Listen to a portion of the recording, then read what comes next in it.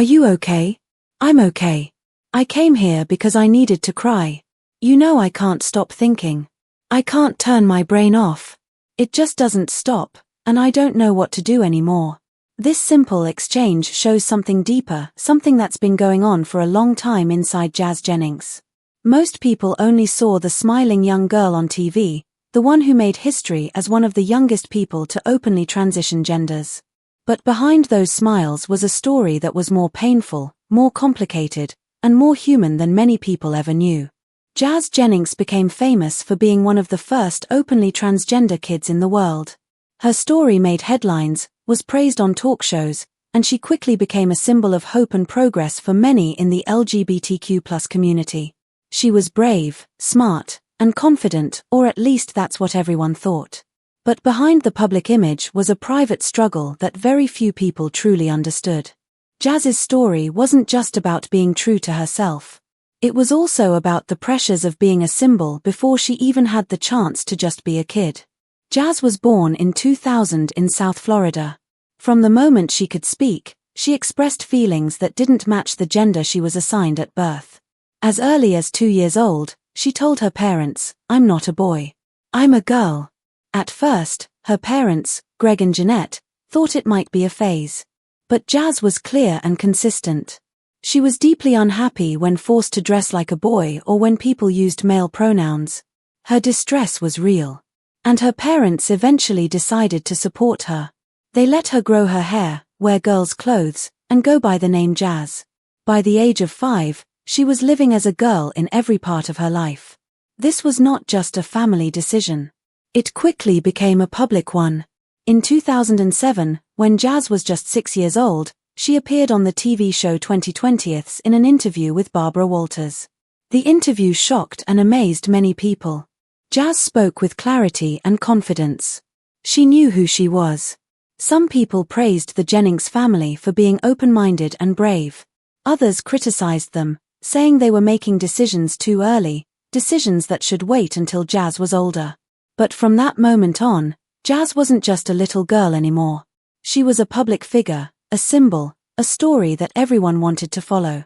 Jazz and her family became advocates for trans children, appearing on TV, giving interviews, and eventually starring in a reality show called I Am Jazz, which documented her life, her experiences, and her transition. Jazz's mother, Jeanette, was especially active. She managed much of Jazz's public life, from TV appearances to school events to writing a children's book about her journey. But some people began to wonder, was this true support, or was Jazz being pushed into the spotlight too fast, too young?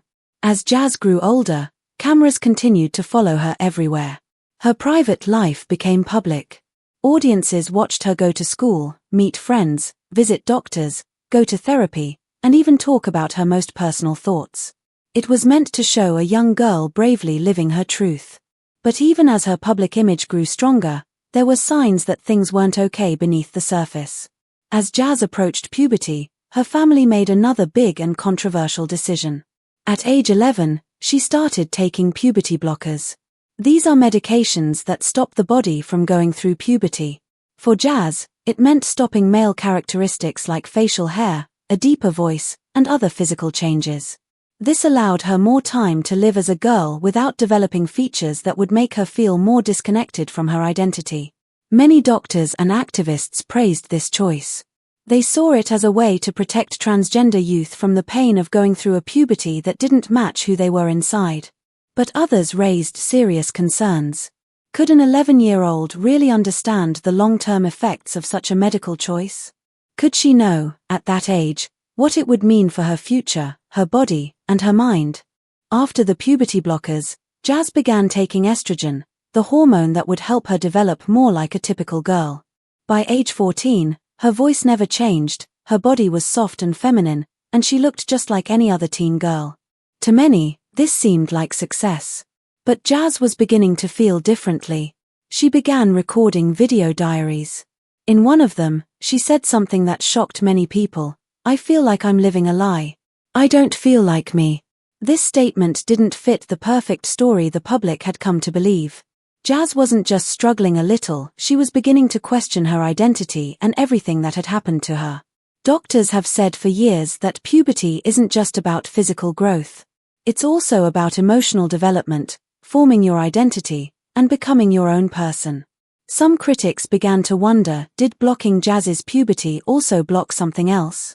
Did it take away her chance to grow, change, or even question who she was? She had spent her entire life being watched, celebrated, and supported, but also directed, shaped, and maybe even controlled. She hadn't had the quiet, private time that most teens get to explore who they really are. Jazz's story became even more talked about when she turned 17. That's when she underwent gender confirmation surgery. This is a complex medical operation that changes the body to match a person's gender identity. Jazz's surgery was considered a major moment. She was one of the youngest people in America to have the procedure. It was supposed to be the final step in her transition. But things didn't go as planned. Because Jazz had been on puberty blockers from such a young age, her body hadn't developed enough tissue for the surgeons to use in the procedure. This created major challenges. Doctors had to use skin from her stomach to complete the operation. It was difficult and risky. Soon after the surgery, she began experiencing problems, pain, infections, and complications. What was supposed to be a one-time procedure turned into a long medical journey. Jazz had to go through several more surgeries to fix the problems. With every surgery, the emotional weight on her grew heavier. Jazz started saying things like, "I feel kind of broken." It wasn't just the physical pain. It was the emotional cost of everything she had gone through. She had always been strong, positive, and full of hope. But now, she felt tired, hurt, and lost. And her supporters, people who had looked up to her for years, started to realize that being brave doesn't mean you never break down.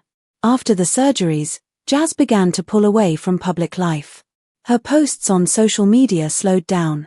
She made fewer public appearances.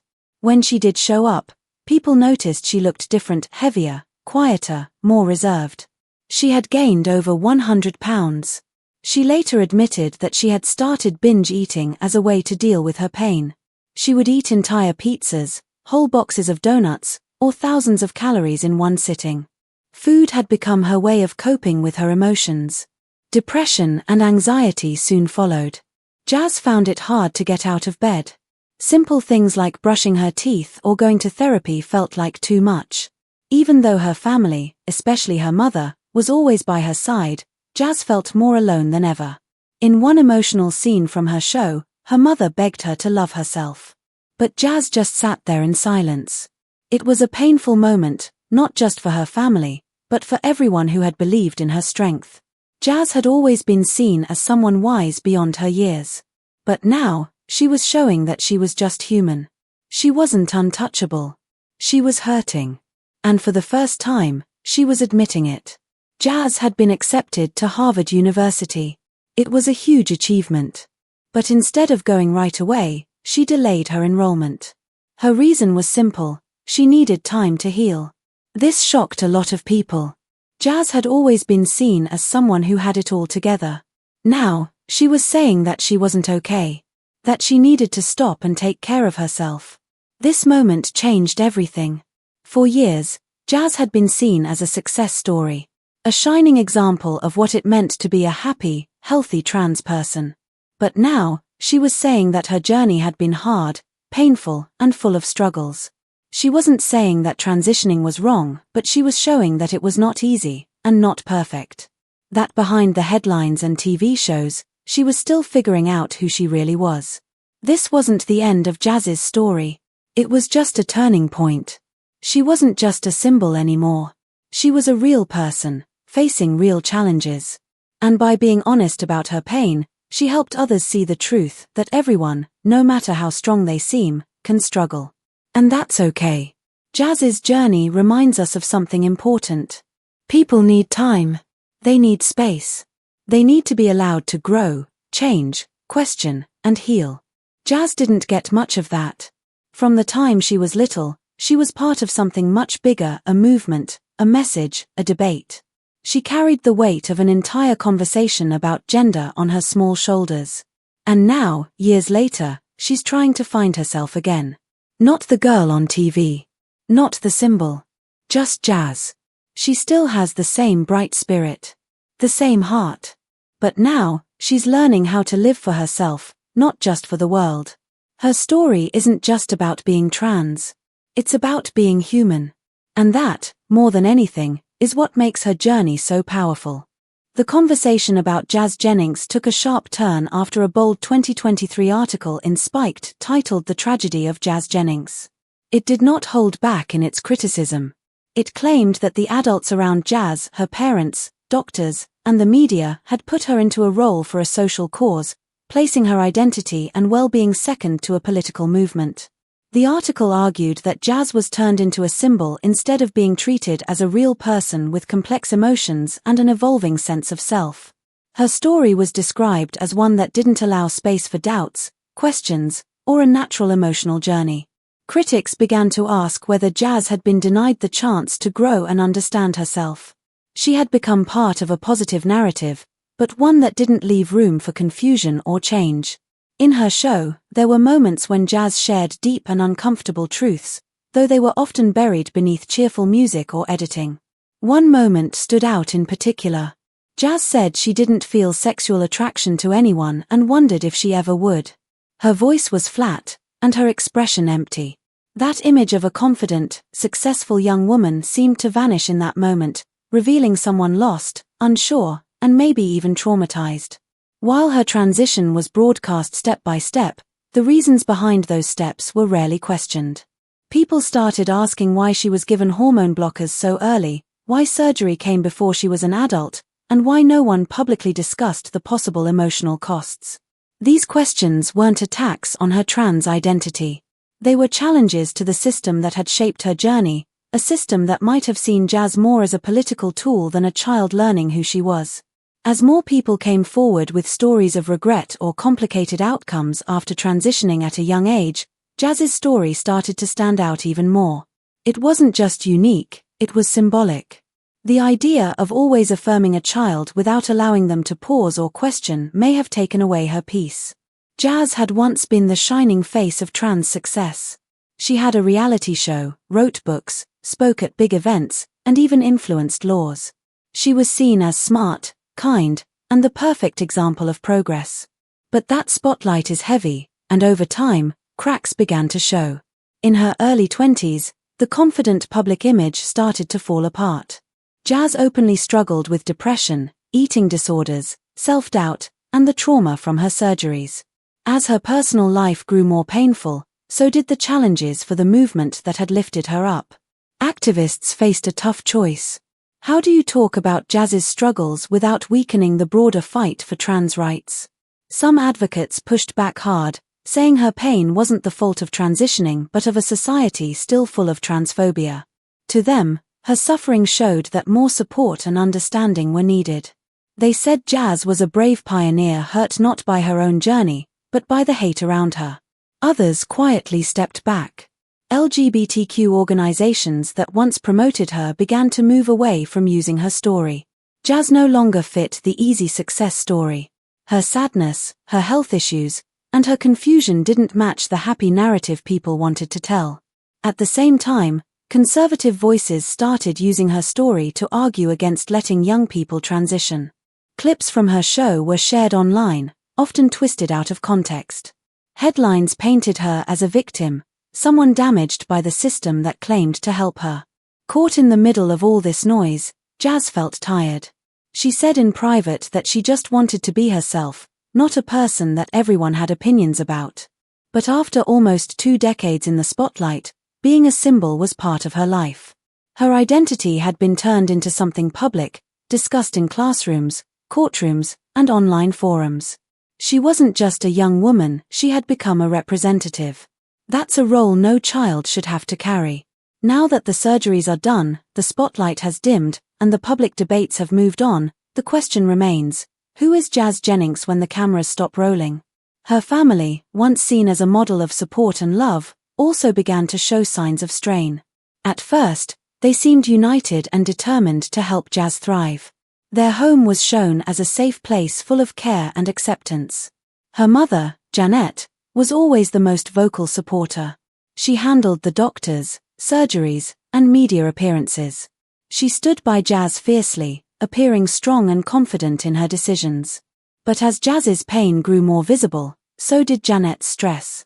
Her once supportive tone started to show cracks. In later seasons of the reality show, the audience saw arguments that didn't seem staged. In one moment, Janette lost patience, telling Jazz that she was tired of the same struggles. Jazz, looking defeated, didn't respond. It felt like more than just a mother and daughter fighting. It revealed something deeper, a tension between loving someone and pushing them too hard. People started wondering if Janette was too caught up in being an advocate. Was she too focused on the story they had shared with the world? Did she miss the signs that Jazz needed a break from it all? Some critics accused her of being like a stage mom, so tied to the idea of progress that she couldn't see her daughter's pain. On the show, personal moments like therapy sessions and emotional breakdowns were aired publicly. Viewers questioned whether it was helpful or harmful. Other family members seemed overwhelmed too. Jazz's siblings spoke softly about their worries. Her father, Greg, once the calmer presence, seemed more distant. The balance in the family was shifting, and no one knew what to do. The world had once admired the Jennings as a family of strength. Now they looked like what they had always been, a family trying their best, facing impossible choices in public. One painful question kept coming up. Had Jazz ever had the chance to figure out who she was, naturally and on her own timeline? Or was her journey sped up to fit the story people wanted to hear? Calling Jazz's story a tragedy is too simple. It's much more complicated than that. It shows what happens when a child is asked to carry more than they should. Jazz wasn't just expected to live her life. She was asked to inspire, to represent, to lead. From the age of 6, she was praised as brave, wise, and important. She became the first face of a growing conversation about trans kids, and the country quickly embraced her. She was perfect for the role. But identity isn't something you build in public. It's something personal, and fragile, and slow.